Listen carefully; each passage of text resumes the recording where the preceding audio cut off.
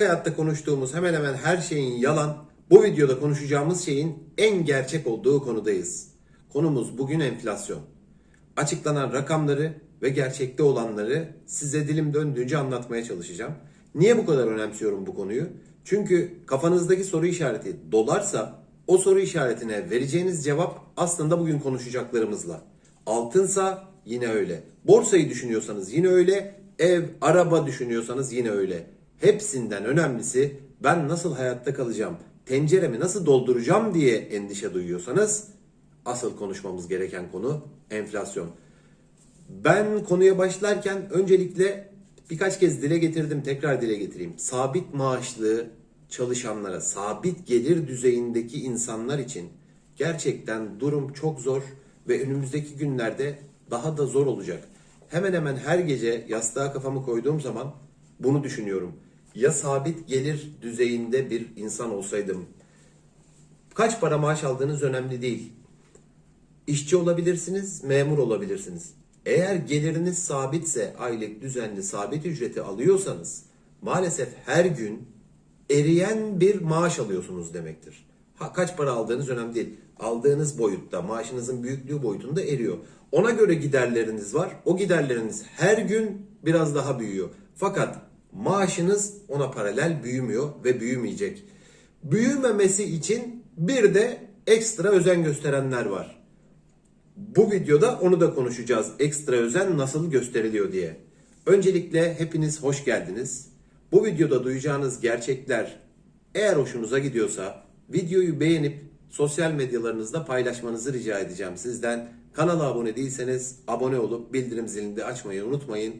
Teşekkür ediyorum verdiğiniz destek için. Bugün 2 tane veri açıklandı arkadaşlar. 2 tane veri birbirinden farklı düzeyde açıklandı ama aynı veriydi aslında. Bir tanesi bağımsız bir kuruluş, akademisyenlerden oluşan ENA Grup da Türkiye'deki enflasyonu ölçüyor. Aynı Türkiye İstatistik Kurumu gibi.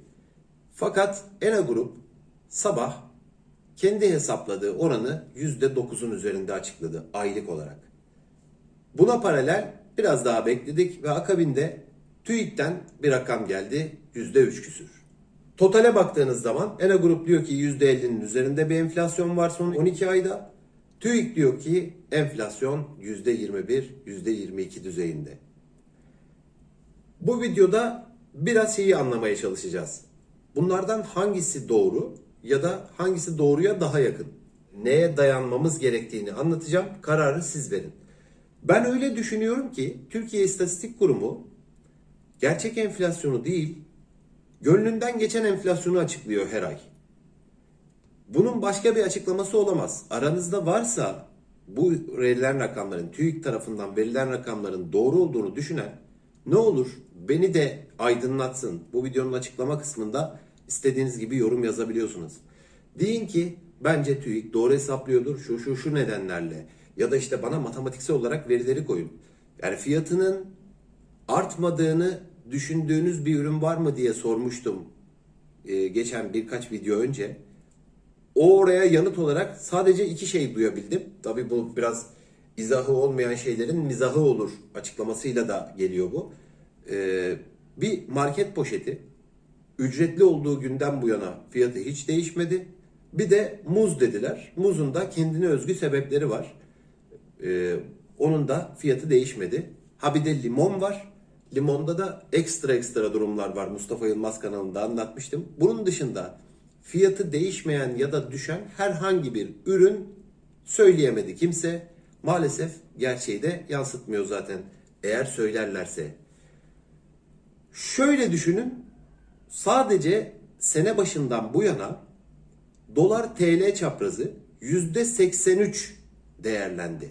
Yani Türk lirası dolara karşı %83 değer kaybetti. Yine şöyle düşünün. Şu anda benzin ve mazot fiyatları son gelen indirime ve bugün gelecek bindirime istinaden 10 lira sınırında. Bu ikisini niye söyledim? Çünkü enflasyona geçişkenliği en yüksek 2 enstrüman, biri dolar, diğeri de enerji yani akaryakıt. Sadece bunları göz önüne alarak Yani %83 değer kazanmış bir dolar varken ortada, sene başından bugüne kadar 11 ayda sadece size birisi çıkıp diyor ki yani bu bizim son 12 ay ölçümümüz %21 enflasyon. Burada şunu düşünüyorsunuz. Yani bunun açıklaması şöyle olabilir. Bu eğer gerçekse şu olması lazım. Tamamen kendi kendine yeten bir ülkeyizdir biz. Dışa bağımlılığımız hemen hemen yok gibidir.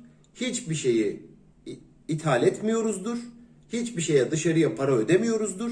Böylelikle kullandığımız şeylerin maliyeti artmıyordur. Maliyeti artmadığı için de bize de enflasyon olarak yansımıyordur. Durum böyle mi? Tam aksine üretimde, kendi ürettiğimiz, yerli diye ürettiğimiz şeylerde bile dışarıdan ithalata bağlı bir ülkeyiz.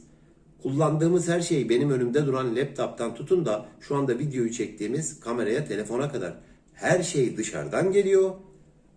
Ya da mesela şu olsaydı akaryakıt için, yani bizim petrol kuyularımız olsaydı, petrolü biz çıkarıyor olsaydık, yine dışarıya bağlı olmadan akaryakıtı ya da enerjiyi temin edebiliyor olsaydık, bu rakam anlamlı belki olabilirdi. Derdik yani ekstra bir durum var. Fakat enflasyona geçişkenliği en yüksek olan iki üründen bahsediyoruz. İki enstrümandan bahsediyoruz. Diyeceksiniz ki TÜİK bir veri açıklıyor.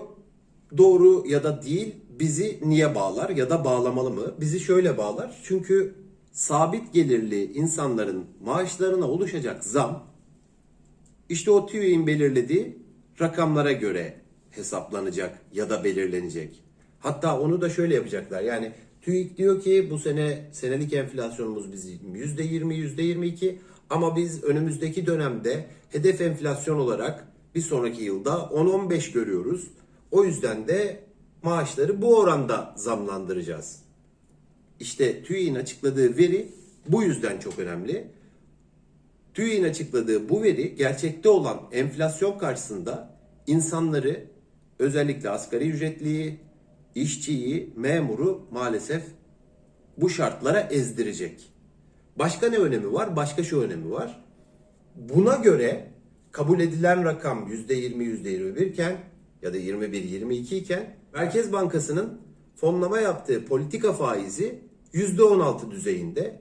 Diyorsunuz ki yani hani 6 puan aşağıda, 7 puan aşağıda gibi konuşuyoruz ama enflasyonun gerçekte %50 ve üzerinde olduğu açıklansa idi, fonlama maliyetiyle arasındaki, şu anda arasındaki farkı ya da faizlerin hangi seviyede olması gerektiğini, hangi seviyede olacağını düşünürseniz durumun vehametini bir kez daha anlayacaksınız. Zaten bir miktar da düşük faizi mübah gösterme çabası aslında TÜİK'ten açıklanan bu rakamlar. Bu arada enflasyonun TÜİK'in açıkladığı gibi olmadığını kanıtlayan bir şey de işte son bir senede %83 değer kazanan dolar.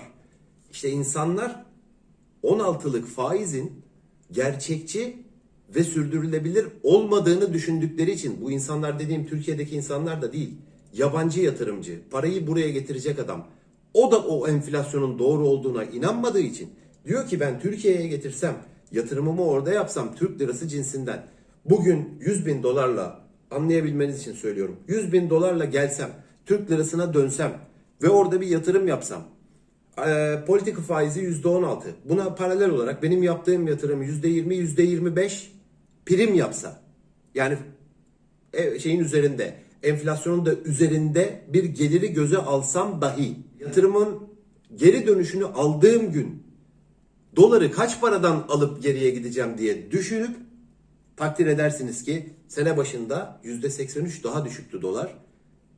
Şimdi %83 yukarıdan alıp evine gitmek zorunda. 100 bin dolarla gelen adam Türk lirasına çevirip %20 kar etmiş olsa bile karıyla birlikte kazandığı parayı tekrar dolara döndüğünde dolar cinsinden %60 kayıp içerisinde olacak. %50 kayıp içerisinde olacak. O yüzden bize dolar gelmiyor ve o yüzden dolar talebimiz her gün artıyor ve o yüzden biz 14 liranın eşiğinde bir dolarla karşı karşıyayız. Anlata anlata dilimizde tüy bitti. Ben faiz sever bir insan değilim. Faiz lobisi diye bir şey olduğunu da düşünmüyorum. Ama matematik en kesin gerçektir arkadaşlar. İşte biz bu matematiği çeşitli yollarla arkasından dönerek ya da işte ekonomide yeni bir şey deniyoruz diyerek maalesef alt üst ettik ve bugün 14 liralık bir doların eşiğindeyiz ve muhtemelen bu gördüğümüz en kötü yer değil. Muhtemelen değil, çok muhtemelen çok daha kötü yerler, çok daha kötü seviyeler göreceğiz. Ve maalesef bu enflasyon altında sabit maaşlı, sabit gelir düzeyindeki insanlar ezilmeye devam edecek. Buna istinaden önümüzdeki günlerde de az önce bahsettiğim dolar geçişkenliği, yani kur geçişkenliği ve özellikle akaryakıt fiyatlarındaki artış, siz sanmayın ki akaryakıt fiyatlarındaki artış sadece arabasına benzin ya da mazot koymaya çalışan insanları etkiliyor.